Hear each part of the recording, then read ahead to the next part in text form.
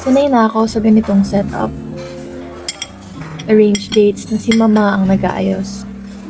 Guys like George, masipag, mabait, magaling na doktor. Pero, sa totoo lang, I wish she'd stop introducing me to them. So, how's your residency? I hope my mom's been treating you well. Honestly, your mom, Dr. Elise, medyo sick siya. Medyo? Okay, fine. Sweet talaga siya. Last time nga, she kicked out someone sa OR dahil na-late lang ng pinagsiguro. Classic, Dr. Elise.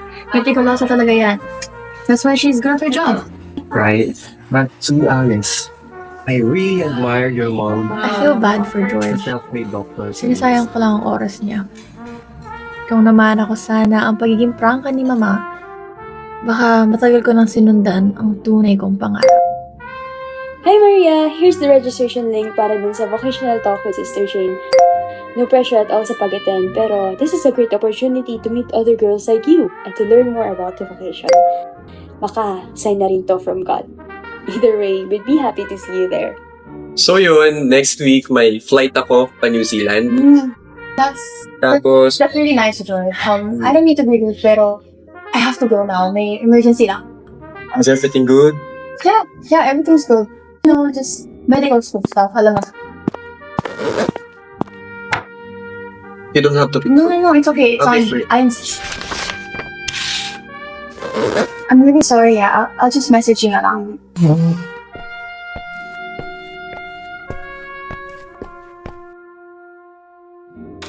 Baka, sign na rin to from God. Lord, sign na po ba to? Ang bilis niyo naman pong sumagot, nagbibiro lang po ako kanina.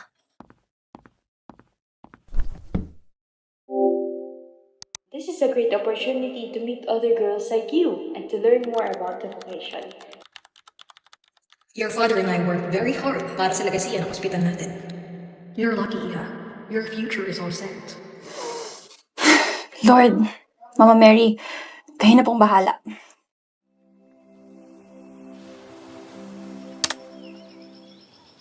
Hindi sa lahat ng pagkakataon, nakakasagot ang tinatawag ng Diyos.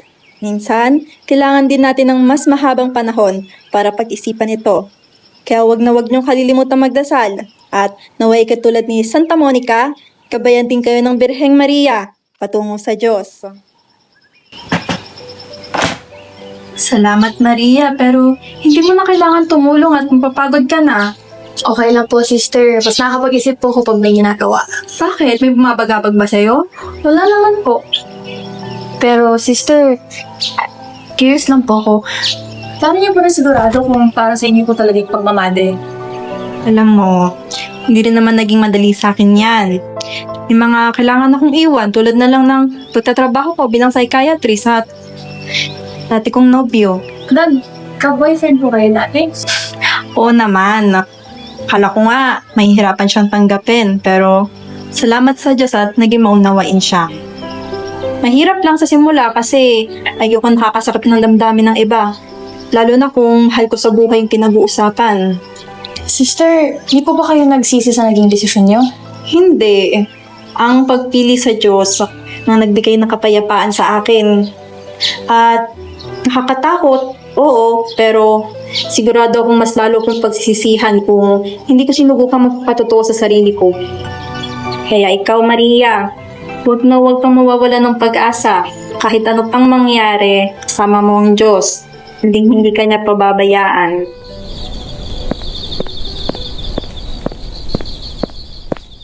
Ano po? Kumusta ang exam? Okay naman po. Tama. Sigurado ka? Alam namin kung saan ka nang galing. Sinabi na ni Yaya. Yaya. Diyos ko naman, Maria. Retreat center? Ano? Magmamadre ka? Pa, nagpunta lang naman po ako doon kasi gusto ko lang masigurado. Masiguradong ano? Masiguradong sasayangin mo yung pinaghirapan namin ng nanay mo para sa'yo? Iha, maswerte ka nga, nakaplano na ang lahat. When I was your age, I had to work twice as hard as everybody else para lang makagraduate. Yan na nga po yung... Huwag mong sayangin yung mga opportunity na binibigay namin sa'yo. Ayan ma, plano kayo ng plano. Puro plano para sa pamilya, para sa ospital, but it was never for me. Hindi niyo naman po tinatanong kung ano yung gusto ko sa buhay ko. Wala kang utang na loob, Maria. That's enough, Rafael!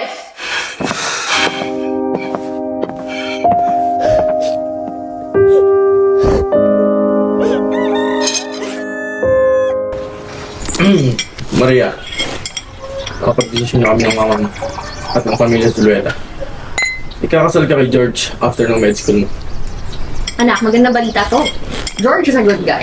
Para to sa kinabukasan niyo at ng pamilya natin. Ma, I met him once. I barely even know the guy. Pa, please, hindi ko po kayang gawin yan. Anak, you have a lot of time to get to know each other. Ginagawa lang namin to para sa kabubuti mo. Hindi mo pa naiintindihan ngayon, pero soon, you'll thank us. Sorry po. Papahinga po muna ako. I think I'm getting sick. Maria, our decision is final. Wala ka nang magagawa.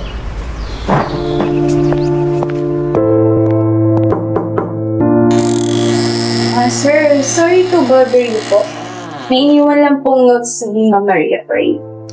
Ma, Pa, I never intended to hurt you or to be ungrateful to you. I just really wanted to be heard. But don't worry, hindi ko na po ipipilit yung pangarap ko. I'll run the hospital just like you wanted. Pero sa isang kondisyon. Huwag niyo po akong piliting magpakasal kay George o sa kahit sino man. If you can't respect that, iiwanan ko po ang lahat para pumasok sa kumbento. Nonsense. Sir, tumawag din po pala yung yaya niyo. Naglayas na daw po si Ma'am Maria. Ano? Anong naglayas? Hindi na rin po namin siya makontak. Eh, ano pang ginagawa mo dito ngayon? Hanapin mo na siya ngayon din.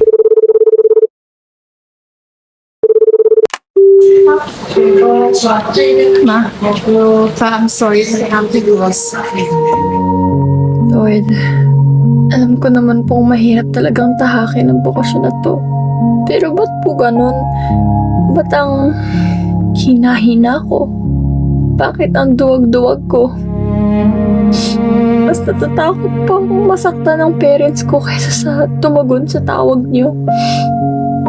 Lord, sana po mapatawad niyo ako dahil hindi ako naging kasing tapang ni Sister Jane.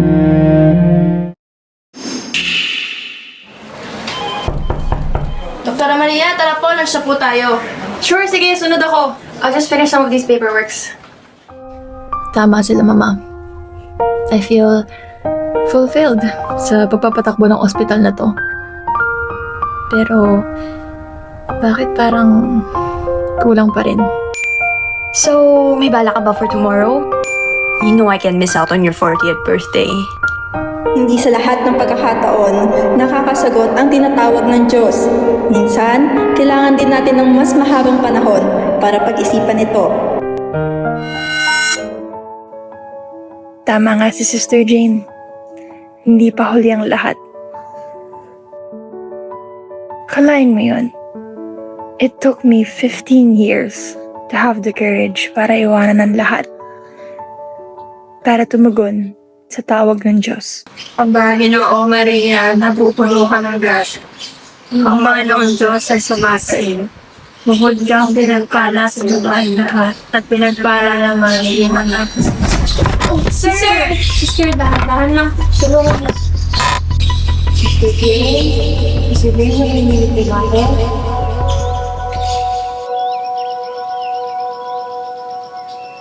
Ayusin na po kayo, sister. Pinakabahan niyo kami. Okay lang ako, sister. Medyo nahihilo lang. Sabi ko naman po sa inyo, huwag po kayo nagpapalipas ng gutom. Sama po yan para sa pangsyugan niya. Talaga, doktor na doktor ka pa rin talaga. Kita mo na, walang aksidente para sa bis. Sa ganitong paraan ka pa rin na gusto mo makatulog sa edad. Sister, hindi mo naman kailangan sayangan ng mga naging karanasan. Tama ka nga po, Sister Jean. Baka magkamang pa po ang biyaya nito para makatulong sa iba.